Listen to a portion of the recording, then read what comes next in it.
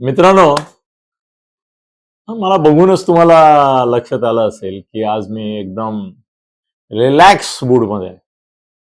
Fully relax. Makeup केला नाही, काय काय नाही.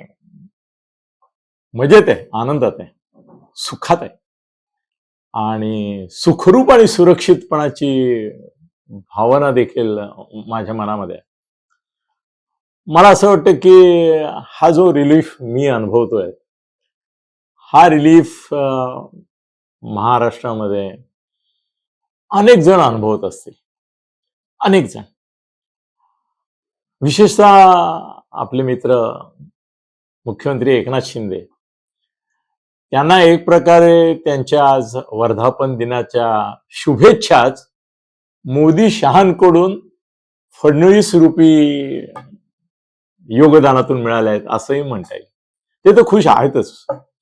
त्यांना आजच्या वर्धापन दिनाच्या शुभेच्छा द्यायला फोन केला त्यावेळेला त्यांना मी म्हटलं की आज आणखीन एक शुभ शकुन देखील झालेला आहे आणि एक गंडांतर तळलेलं आहे.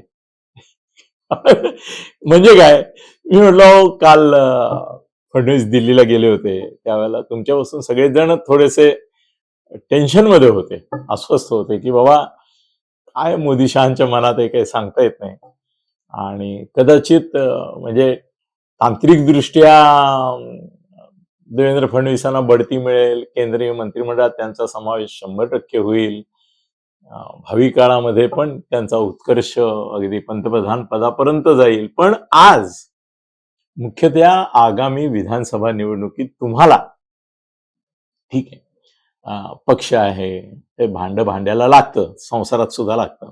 तर त्यामुळे हा तुमचा राजकीय संसारामध्ये भांड लागलंही असेल, काही मुद्द्यांवर मतभेदही झाले असेल, पण मी म्हटलं की तुमची एक जोडी आहे महाराष्ट्रामध्ये. अशी मुख्यमंत्री आणि उपमुख्यमंत्री खूप झाले, पण असं जीवलगता आणि सलगी फार क्वचित दिसते. त्यामुळे म्हटलं ठीक आहे, दोघांच्याही एकमेकाबद्दल काही कंप्लेंट जरी असल्या तरी देखील दोघांनाही माहिती की आपण एकमेकाशिवाय आधे अधुरे आहोत.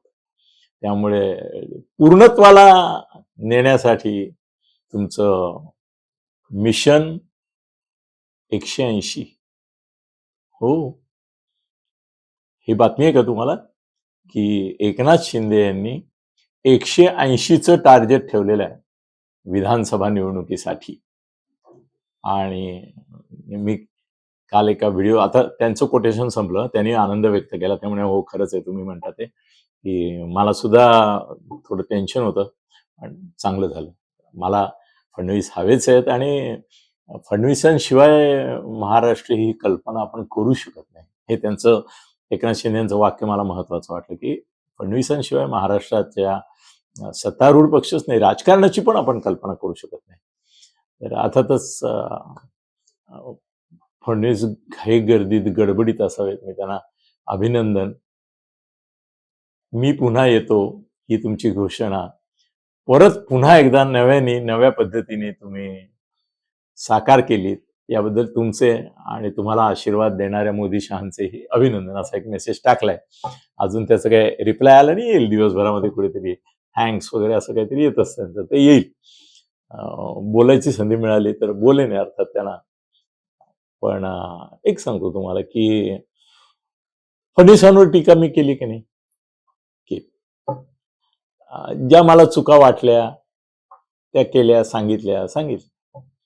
पण जेव्हा तुम्ही कोणाचे मित्र असता त्यावेळेला हे तुमचं कर्तव्य पण बनतं ना की बाबा ठीक आहे, तुमचा अनुभव मोठा आहे, तुमचं वय लहान असलं तरी अनुभव मोठा आहे, तुम्ही महाराष्ट्राचे प्रदेशाध्यक्ष होतात भाजपचे, मुख्यमंत्री उपमुख्यमंत्री, एवढ्या जबाबदाऱ्या पार पडलेल्या आहेत. आणि आता स्पष्टपणे सांगू का, महाराष्ट्रामध्ये भारतीय जनता पक्षामध्ये महाराष्ट्रात आत्ता असलेल्या या घडीला ज्यांना डोकं आहे अशी दोनच माणसं मला दिसतात. मी विनोद तावडेंना काउंट का नाही करत आहे, विनोद तावडे हा तिसरं डोकं असलेला माणूस आहे, पण तो आता अखिल भारतीय पातळीवर आहे आणि चर्चा तर अशी की त्यांना कदाचित अखिल भारतीय जनता पक्षाचा अध्यक्ष पण केलं जाईल. मग तिथं फारच धमाल गोष्ट ठरेल. माझ्यासाठी तर व्यक्तिगतरित्या फार मोठं ते ऍसेट होईल माझ्याकरता. की राष्ट्रीय अध्यक्ष भारतीय जनता पक्षाचे आपले वैयक्तिक मित्र असणं आणि हे मित्र कधीच सिद्ध करू शकतो. मी माझे जेव्हा मित्र कधी कधी आव्हान देतात ना, त्यांना मी म्हणतो की 1 मिनिट, तुम्हाला असं वाटतंय का, शंका येते का, आपण फोन करूया त्या व्यक्तीला, त्याचा नंबर असतोच आपल्याकडे. आत्ता फोन घेतीलही एखाद वेळी, मला माहिती नाही, पण नाही घेतला, you wait for some time. तुम्हाला ती रेषा येते की नाही अशी आणि अशी, त्यांचा फोन आला हे तुम्हाला कळेल. फोन का आला, काहीतरी तर एकमेकांमध्ये सलगी असल्याचं. आणि आमचं तर जीव गुंतलेला आहे काही लोकांमध्ये, तर त्यामुळे डोकं असलेली जी माणसं मला दिसत आहेत महाराष्ट्रासाठीची, त्याच्यामध्ये आता आशिष आहे त्यांच्याबरोबर, जो मुंबईचा अध्यक्ष आहे, आणि फडणवीस, दुसरं कोण आहे. बाकी शहाणे हे दोघंच आहेत, बाकी 1.5 शहाणे खूप आहेत. अतिशहाणे तर फारच आहेत भारतीय जनता पक्षात, ते तर काय काय काय काय गडबडी करतच असतात. पण मला असं वाटत होतं, मी बोलत होतो ना, त्याच्यामध्ये तथ्याचा भाग जो होता, जो अजूनही कायम आहे, तो म्हणजे ते ब्राह्मण आहे. आणि त्यामुळे महाराष्ट्रामध्ये सध्या ब्राह्मण द्वेष हा ऍक्च्युली वेगवेगळ्या म्हणजे वेगवेगळ्या हिंदूंच्या ज्या जाती आहेत, वेगवेगळ्या हिंदूंच्या, त्याच्यामध्ये ते मुसलमानांचा करत नाहीत, एवढा द्वेष मला ब्राह्मणांचा करताना दिसतात. त्यामुळे आय एम वरीड. ही चिंता केवळ फडणवीसांच्या भवितव्याची होती असं नाही, महाराष्ट्राच्याही भवितव्याची आहे, की एक माणूस केवळ ब्राह्मण आहे म्हणून त्याचे सगळे गुण हे तुम्ही दुर्गुण समजतात आणि सद्गुणांना तुम्ही शोधून शोधून खोदून खोदून बदनाम करायचा प्रयत्न करता. वाईट आहे, पण ते दिसत होतं. त्यामुळे मला असं वाटलं की महाराष्ट्राचा हा ब्राह्मण चेहरा बदलल्याशिवाय महाराष्ट्रामध्ये विनोद तावडे किंवा आशिष कोणाला तरी एकाला अध्यक्ष म्हणा किंवा उपमुख्यमंत्री, what ever they feel like, पण केल्याशिवाय आणि यांना केंद्रात घेतल्याशिवाय यांच्यावरही अन्याय फडणवीसांवर होणं योग्य नाही. इतका बुद्धिमान माणूस, कर्तृत्ववान माणूस, आणि केवळ ब्राह्मण आहे म्हणून त्याला ठीक आहे, जातीयवाद सध्या महाराष्ट्रामध्ये कमालीचा आहे, त्याच्यामध्ये त्यांनी समजा बहिष्कृत केलं किंवा अनधिकृत केलं तरी देखील मोदी शहांनी त्यांना सांभाळून केंद्रात तरी घ्यायला पाहिजे असं मला वाटतच होतं. पण असं दिसतंय की खरोखरच मोदी शहांना पण हे जाणवलं. फडणवीस यांनी थोडा त्रागा केला हे खरंय. फडणवीसांना असं वाटतं की माझ्यामुळे पराभव झाला असं म्हणायचं आहे का तुम्हाला, जो आता लोकसभेला जे काय पराभव झाला त्याला मी जबाबदारी असं वाटतं का, चला मी घेतो जबाबदारी. ते जबाबदारी टाळायला तयार कधीच नसतात, ते जबाबदारी घेतात. ही जबाबदारी खरं म्हणजे सामूहिकरित्या त्या पक्षाच्या सगळ्या नेत्यांनी मिळून घ्यायची जबाबदारी. चुकले काय एकटे फडणवीस चुकलेत का, संपूर्ण महायुतीमध्येच कॅओस होता, गोंधळ होता, आणि तो प्रत्येक बाबतीत होता. राष्ट्रीय स्वयंसेवक संघाच्या संदर्भामधलं विधान फडणवीसांनी नव्हतं केलं, ते जे.पी. नड्डा जे अखिल भारतीय अध्यक्ष आहेत आणि आता मंत्री झाल्यामुळे मंत्री हे सोडतायत अध्यक्षपद, ते जे.पी. नड्डांनी केलं होतं ना. मराठा आरक्षणाचा जो वाद आहे तो कोर्टात अडकलेला होता. उलट फडणवीसांनी तर त्यांना जेव्हा शक्य होतं, जे शक्य होतं, ज्या प्रकारे शक्य होतं, त्यात सगळं आलं. त्यांनी उलट मराठ्यांना हायकोर्टातून आरक्षण देण्याचा प्रयत्न केला होता. इतरही सगळ्या गोष्टींच्या बाबतीमध्ये असं आहे की प्रत्येक पक्षाला, प्रत्येक प्रश्नाला 2 बाजू असतात. त्यामुळे फडणवीसांची पण एक बाजू होती, पण कोणी त्यांच्या ब्राह्मणत्वामुळे ऐकून घ्यायला तयार नव्हतं. त्यांनी केला तो त्रागा ठीकच होता. कधी कधी खुंटा हलवून बळकट करायला लागतो, तसं आहे थोडंसं ते, किंवा मी जातो जबाबदारी घेऊन. केव्हा झाला होता महाराष्ट्र भारतीय जनता पक्षाच्या नेत्यांमध्ये जे त्यांच्यावर असूया, स्पर्धा, द्वेष, त्वेष, मत्सर करतात, षड्रिपू ज्यांच्यावर आरूढ आहेत, असे काही नेते जर वगळले तर बाकी सामान्य कार्यकर्ता दिग्मूढ झाला होता. त्याला कळत नव्हतं की फडणवीस नाही म्हणजे मग महाराष्ट्रात भाजपत उरलं काय, कुठलं तत्व राहिलं, कुठलं सत्व राहिलं, कुठलं महत्व राहिलं, कुठलं प्रभुत्व राहिलं. हे सगळं गेलं ना त्यांच्याबरोबर. केंद्रात जर गेले तर इथली पकड सुटली. मग महाराष्ट्रामध्ये आता जे काय झालंय त्याच्यापेक्षा भीषण असा पराभव पत्करावा लागेल फडणवीस नसतील. सामान्य बीजेपीचा कार्यकर्ता दुःखीच होता, कष्टी होता, चिंतेत होता. पण चांगलं झालं, हॅपी अँड रिलॅक्स्ड. खरंच हॅपी अँड रिलॅक्स आहे मी.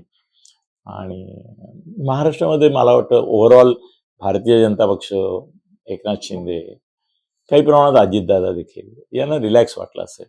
याचं कारण असं आहे की फडणवीस जर असतील सूत्रधार तर अजितदादांना देखील सामावून घेतलं जाईल. मी म्हणत होतो ना त्यांना बाहेर काढायची तयारी आहे, त्यांनी बाहेर जावं याची व्यवस्था होतीये. याला सगळ्याला खरं म्हणजे फडणवीसांनी त्यांना आणलं नाही, आणलं अमित शहानी. पण तरी देखील फडणवीसांचं म्हणणं असं होतं की मेसेज जाईल लोकांना, की आपण जवळ करतो, उपयोग नाही म्हटलं की फेकून देतो. असं नाही करायचं आपण, घेऊया सांभाळून. आणि त्यांनीच मारलेलं नेरेटिव्ह होतं की सगळ्याच पक्षांचं काही ना काही मतदारसंघांमध्ये आमदारांच्या गडबडी झालेल्या आहेत. त्यांनाच एकट्याला दोष काय द्यायचं? त्यांची टक्केवारी, आपली टक्केवारी, शिवसेना शिंदे गटाची टक्केवारी, त्याच्यामध्ये 1-2 टक्क्याचा फरक आहे. त्याच्याकरता त्यांना धोडपून काढणं, बाहेर काढणं हा शहाणपणा नाहीये.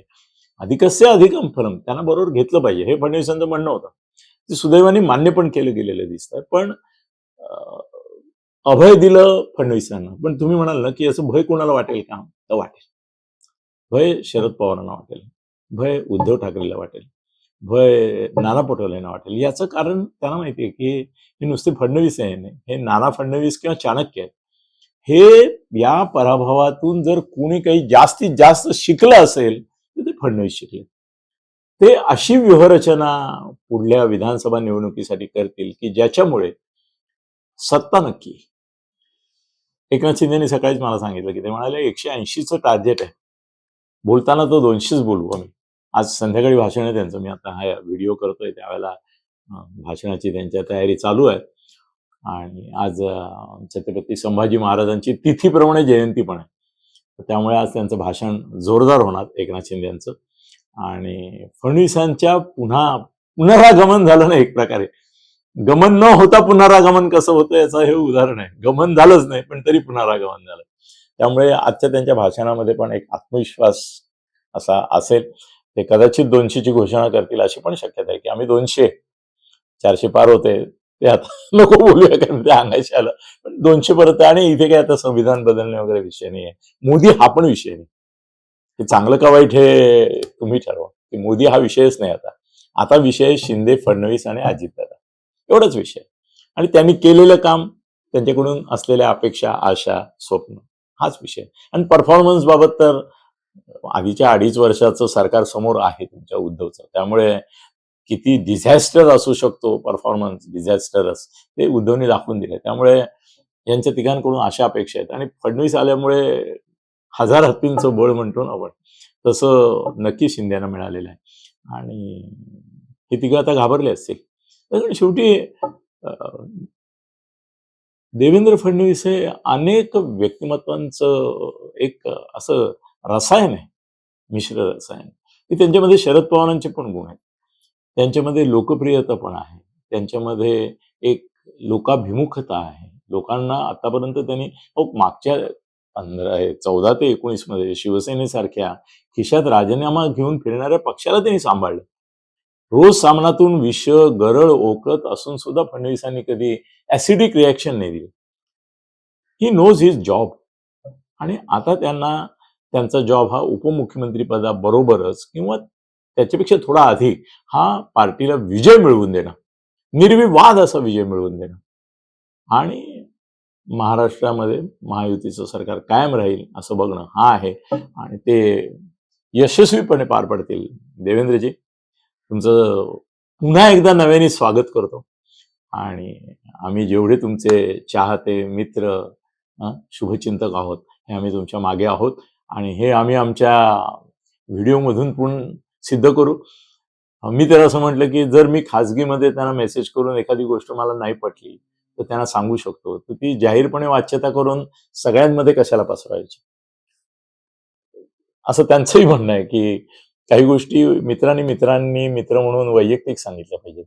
त्याची जाहीर वाच्यता केल्यामुळे विरोधकांना मुद्दे मिळतात, हे खरं आहे. त्यामुळे मला ज्या गोष्टी असं वाटेल की तुमच्या निदर्शनास आणाव्या तर मी नक्की तुम्हाला मेसेज करतच राहीन, करतोच.